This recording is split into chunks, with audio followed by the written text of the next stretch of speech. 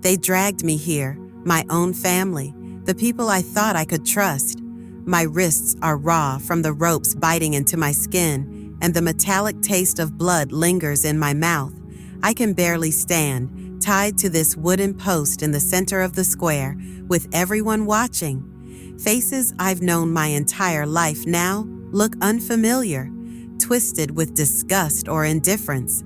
A child in the crowd cries out, only to be hushed by her mother. The jeers grow louder, the accusations heavier with every word. "Traitor," someone spits. "Disgrace," another shouts. But no one will tell me what I've done. No one will explain why my family, wants to see me humiliated like this. Then he comes, my uncle, the man who never cared for family gatherings, who always kept his distance from us. His shadow stretches long as the sun dips lower, the light framing him like something out of a nightmare. In his hands is a box. The crowd goes silent as soon as they see it, as if the box itself carries a power that none of them can face. I don't know what's inside, but I can tell it terrifies them. The whispers ripple through the crowd like a storm, low and frantic. I try to speak, to ask him what's going on, but my voice cracks. He doesn't look at me. His eyes are on the box. Whatever he's carrying, it's more important than me, than them, than this whole horrible scene. He steps closer, his face unreadable. When he finally speaks, his voice is calm but cuts through the tension like a blade. "This ends today." And somehow, I know, whatever's in that box is gonna change everything. I don't even know what they're accusing me of. My own family, standing there like judges, pointing fingers and throwing words at me that cut deeper than any knife ever could. Betrayal, disgrace, dishonor. But when I ask them what I did, why they're doing this, no one gives me an answer. They just look at me with cold eyes, as if the act of explaining would somehow make me less guilty in their minds. I rack my brain trying to figure it out. Did I say something? Do something? But nothing makes sense. I've been loyal to them my whole life. I've kept their secrets, helped them when they needed me, even put my own dreams on hold to be the good daughter, the dependable one. And now they're acting like I'm the enemy.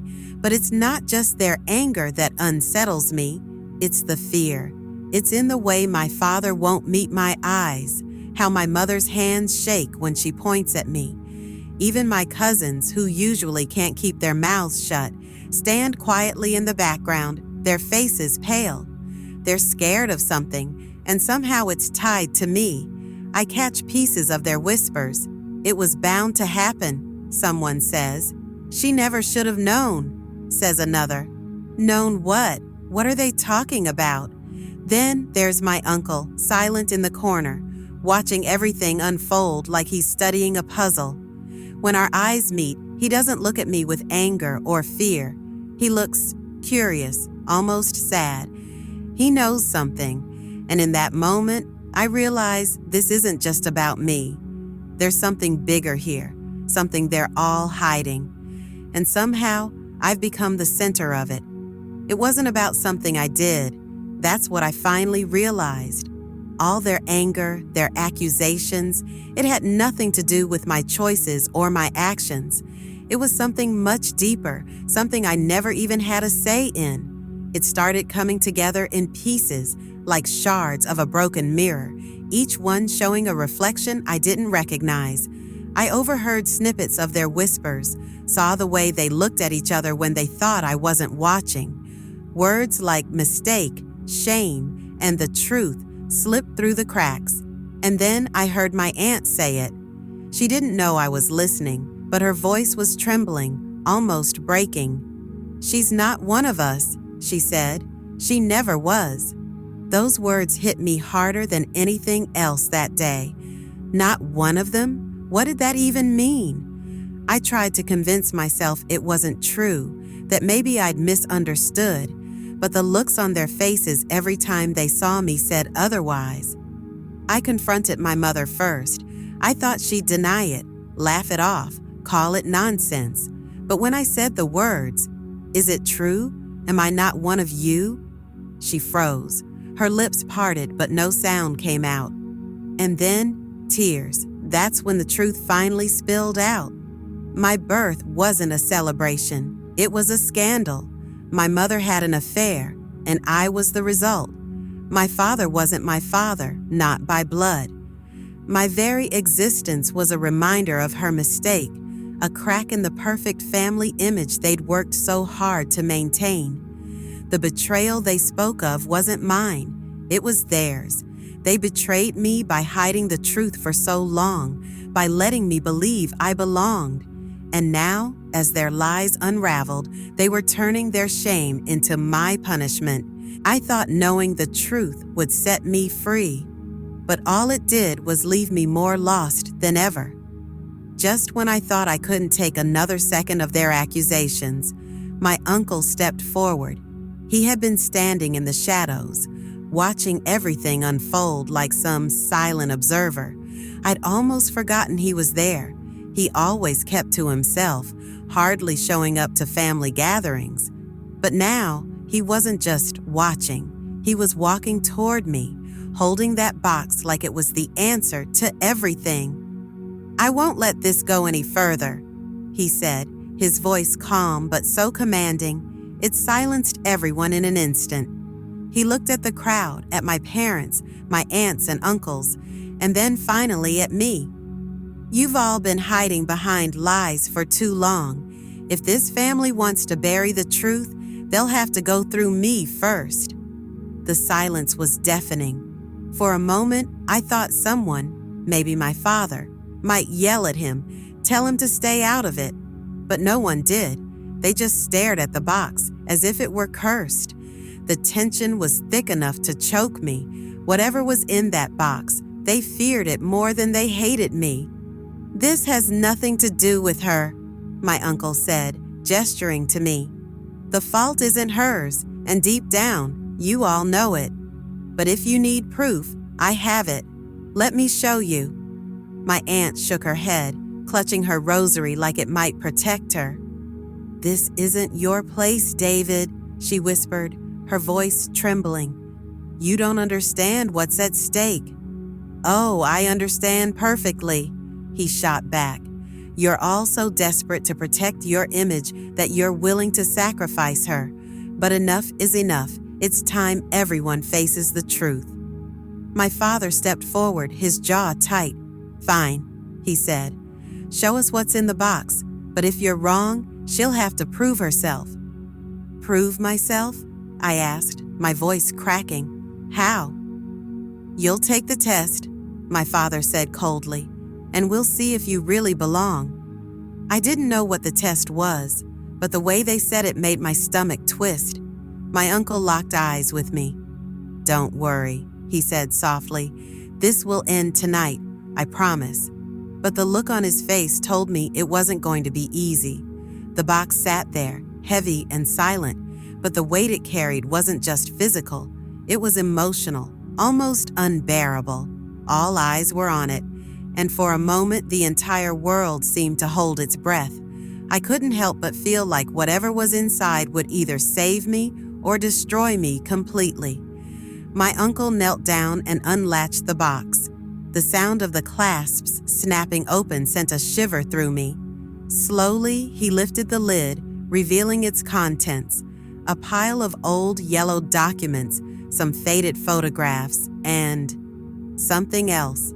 Something that made my heart race the moment I saw it. At the bottom of the box was an artifact, small, worn, and ancient. It was a strange object, carved out of what looked like stone, with symbols etched into it that I couldn't understand. It didn't look like it belonged in this time or even this world. "What is that?" I asked, my voice barely above a whisper. My uncle looked at me, then at the rest of the family. "This," he said, holding up the artifact, "is the key to everything. It's older than any of us, passed down through generations, and it holds the truth your family has tried so hard to bury." The murmurs started immediately. My mother looked pale, clutching the edge of her shawl like it might keep her from falling apart. My father's face was like stone, but his eyes were sharp, darting between my uncle and the box as if trying to calculate the next move. He ignored them and began pulling out the documents, spreading them on the ground. "These are the records," he said, his voice calm but firm. "Birth certificates, letters, journal entries. They all point to the truth about Mira's past, about who she really is and why this family has been living in fear for so long." Then he held up a photo, its edges frayed, the image faded. It was of a young woman, smiling softly. She looked eerily familiar. "This," he said, "is the beginning of it all. Mira, do you recognize her?" I shook my head, but something about her face tugged at me, like a memory I couldn't quite grasp. "And this," he continued, lifting the artifact, "will prove everything. It's connected to her, to you, and to the lies this family has been keeping for decades." I didn't know how or why, but I could feel it. Whatever came next was going to change everything. It started to unravel piece by piece, like a thread being pulled from an old sweater. My uncle laid out the documents, photos, and notes, and with every word he spoke, the room seemed to shrink. The truth was too big, too heavy for the walls to hold. "This family," he began, his voice steady but filled with something close to anger, "has spent decades living a lie. And Mira, your existence is proof of what they did, whether they want to admit it or not." I looked at him, confused, but he didn't meet my eyes. His attention was on the pile of papers in front of him. He pulled out an old letter, the ink faded but still legible, and read it aloud. The words were chilling. It spoke of a deal, an agreement made between my grandfather and another man, someone who wasn't family but should have been, a man who trusted them, who believed in them. My grandfather owed him money, a lot of it, and instead of paying his debt, he betrayed him. The betrayal wasn't just about money, though. It was personal. The man had fallen in love with a woman, my grandmother's sister, and they planned to marry. But my grandfather, driven by greed and desperation, saw an opportunity. He framed the man for a crime he didn't commit, ruining his life and driving him out of town. That should have been the end of it, but it wasn't. The man came back years later, desperate to see the woman he loved, and when he did, there was a confrontation. Things got heated. My grandfather claimed it was an accident, but the letter made it clear. It wasn't. The man died that night, and then my uncle said it, the words that hit me like a punch to the chest. "Mira, that man was your grandfather, your real grandfather." I stared at him, my mind spinning. My mother had been born out of love, not betrayal, but her existence was the family's greatest shame. They had kept it a secret, burying the truth along with the man they'd wronged. And now, here I was, a living reminder of everything they'd done. "That's why they're afraid of you," my uncle continued. "You don't just carry their blood, you carry the truth. If anyone finds out, it will ruin them. Their reputation, their legacy, everything they've built, it's all built on a lie." I looked at my parents, my aunts and uncles, the people I thought I knew. They wouldn't even look at me. My father, no, the man I thought was my father, stared at the ground, his jaw tight. My mother's face was wet with tears, but she said nothing. "So that's it?" I asked, my voice trembling. "You destroyed a man's life, took everything from him, and now you want to punish me for existing?" No one answered, but their silence said it all. The guilt, the shame. It was theirs, and now I had to decide what to do with it. The moment the truth came out, everything shifted. It was like the air in the room changed, heavier, sharper. My family, who had always presented themselves as one united front, started to crack. The tension between them wasn't just uncomfortable, it was explosive. My uncle had barely finished explaining when the shouting began. "This is all your fault," my aunt hissed, pointing a trembling finger at my mother. "You should have kept this buried. If you hadn't—" "My fault?" my mother shot back, her voice louder and angrier than I'd ever heard it. "You're the one who wanted to frame him in the first place. You're the one who told my father it was the only way to protect the family." "That's enough," my father barked, slamming his hand on the table, but no one listened. "Don't you dare act like you're innocent in all this," my uncle said, stepping forward and glaring at my father. "You've been lying to Mira her whole life. You let her believe she belonged when you knew the truth." "I was trying to protect her," my father snapped, his voice cold and clipped. "And unlike you, I didn't come here to destroy this family." "Protect her?" my uncle spat. "By tying her up in the middle of the square and letting the whole village humiliate her? That's your idea of protection?" At that, my father fell silent, his jaw tight and his eyes hard. The room was chaos. Everyone was yelling over each other, accusations flying in every direction. My aunts turned on each other, dredging up old grudges about who had supported the lies and who had stayed silent. My cousins whispered furiously in the corner, their faces pale, as if trying to figure out whose side to take. But it wasn't just words. The tension was dangerous. At one point, my father grabbed my uncle by the collar, and for a second, I thought he was going to hit him. My uncle didn't back down, though. He just stared my father down and said, "If you think violence is going to fix this, you're as much of a coward as your father was." And through it all, I stood there, watching the people I'd once called my family tear each other apart. Some of them looked at me with guilt, others with hatred. My mother tried to reach for me, but I pulled away. Then one of my cousins, who'd been silent up until now, spoke up. "We should end this," he said, his voice low. "If Mira's gone, no one will ever find out." The room went dead silent. I stared at him, my heart pounding. He wasn't joking. He was looking at me like I was a problem that needed to be solved. But before anyone could respond, my uncle stepped in front of me, shielding me. "If anyone lays a hand on her," he said, his voice steady and dangerous, "you'll regret it." And just like that, the lines were drawn. Some of them wanted to protect me, and some of them wanted to silence me. But I knew one thing for sure. I wasn't safe anymore. Not here. Not with them. It hit me like a flash of lightning, sudden and sharp. Amid all the chaos, the arguments, and the fear that gripped every corner of the room, I remembered something that had been buried in the back of my mind for years. A memory so distant it felt like it belonged to someone else, but now it came rushing back with clarity. I was a little girl, maybe 6 or 7.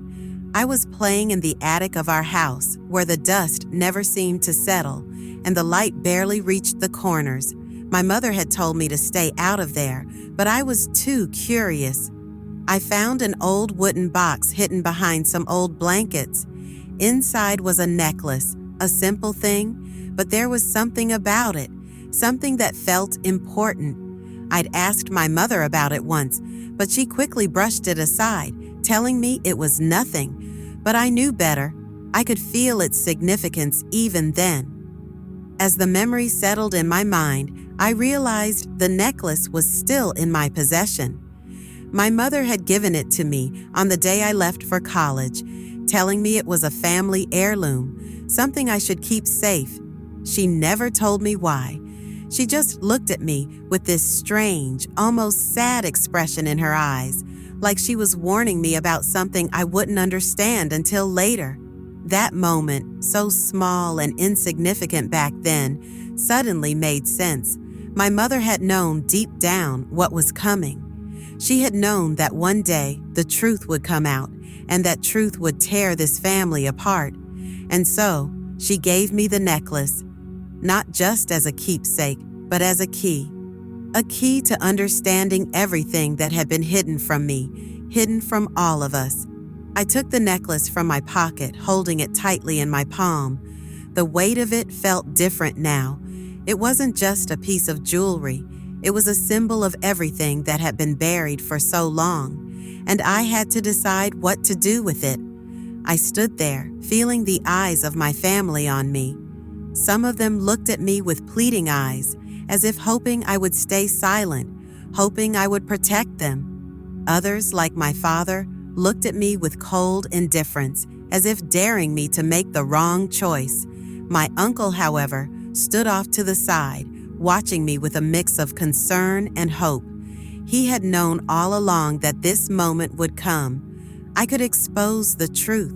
I could reveal everything: the betrayal, the lies, the crime that had been hidden for decades. It would destroy my family, shatter everything they had worked so hard to protect. But the world would finally know the truth. Or I could stay silent.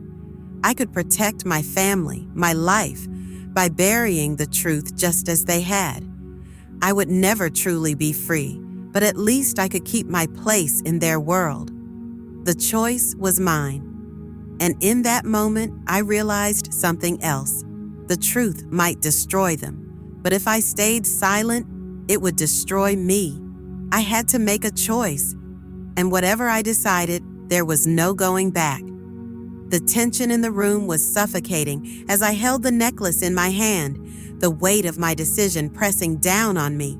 But then, just when I thought the truth couldn't get any more twisted, my uncle spoke again. His voice was calm, but there was something in it, a hidden edge that made my heart race. "You don't understand yet, Mira," he said, stepping closer, his gaze never leaving mine. "This isn't just about you. It never was." I blinked, taken aback. "What do you mean? You've been trying to protect me, haven't you?" He shook his head, a faint smile tugging at the corners of his lips, but it wasn't reassuring. "I'm not trying to protect you. I'm trying to protect us all. The truth isn't just going to set you free, it's going to set all of us free, but only if you make the right choice." "What are you talking about?" I asked, my voice trembling. "The truth. What is the truth? Is there more to this? What are you hiding?" And then, for the first time, he opened the box fully, not just showing me the documents and the photos, but the artifact. He lifted it carefully, as if it were fragile, and handed it to me. It felt cold, ancient, and powerful in my hands, more so than I could have ever imagined. "This," my uncle said, his voice low and heavy with meaning, "is why they've kept the truth buried.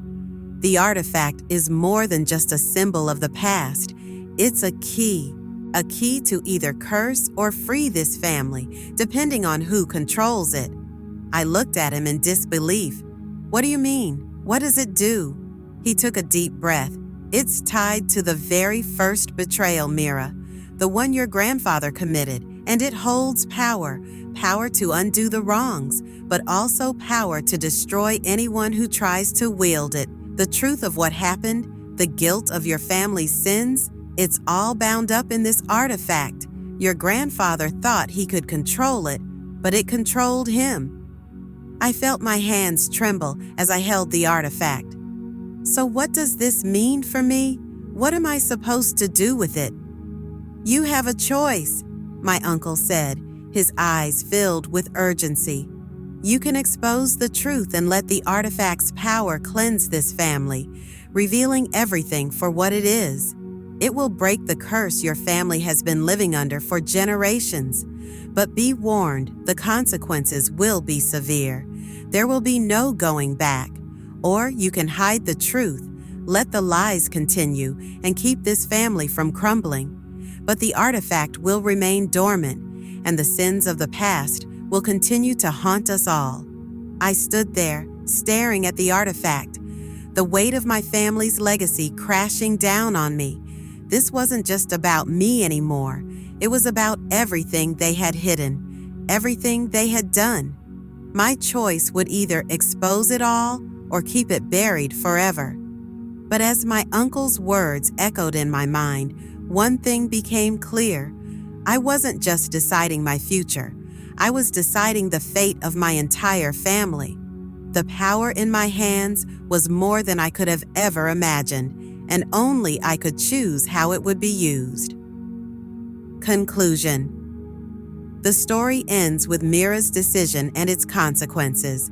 Whether she forgives her family, exposes them, or walks away forever, her choice leaves the readers contemplating the weight of betrayal, redemption, and the secrets that bind families together.